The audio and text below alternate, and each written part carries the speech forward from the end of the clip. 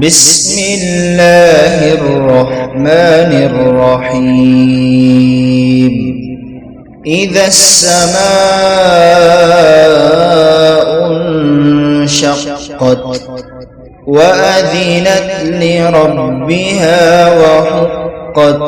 وإذا الأرض مدت وألقت ما فيها وتخلت وأذنت لربها وحقت يا أيها الإنسان إنك كادح إلى ربك كدحا فملاقيه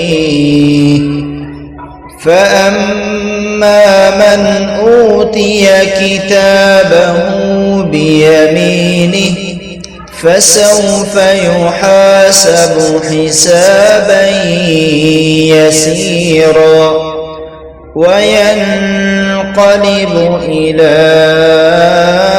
أهله مسرورا وأما من أوتي كتابه وراء ظهره فسوف يدعو ثبورا ويصلى سعيرا إنه كان في أهله مسرورا إنه ظن أن لن يحور بلى إن ربه كان به بصيرا فلا أقسم بالشفق والليل وما وسق والقمر إذا اتسق لتركبن طبقا عن طبق فما لهم لا يؤمنون